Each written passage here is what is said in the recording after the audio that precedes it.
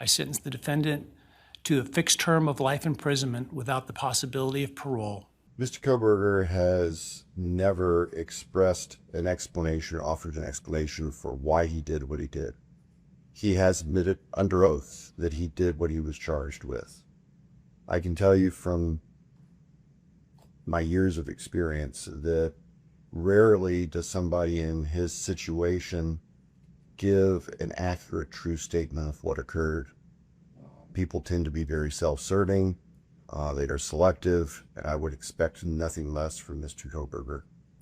I can also say, and Judge Hipler talked about this, that you really can't rely or hope to rely on what a defendant might say in court, because they are going to minimize themselves and minimize their actions. I can appreciate that we would all like to know the details of what happened, but Mr. Kohberger is not going to be the source of getting the truth.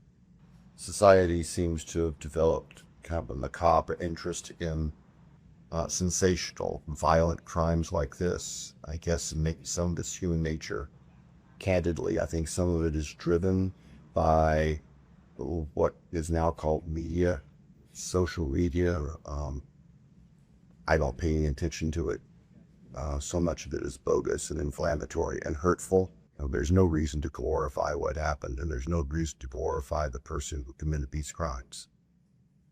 Well, I'm a big fan of making as much information as we can available to the public, because it's always better to have the facts out there than speculation.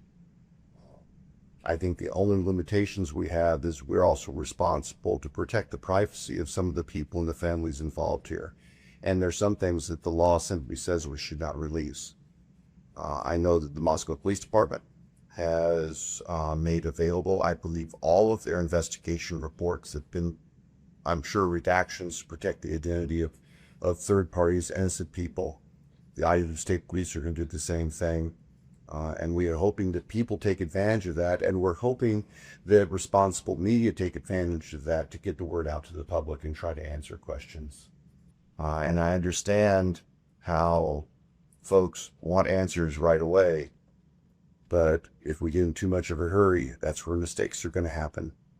That's where we're going to compromise being able to hold somebody to account.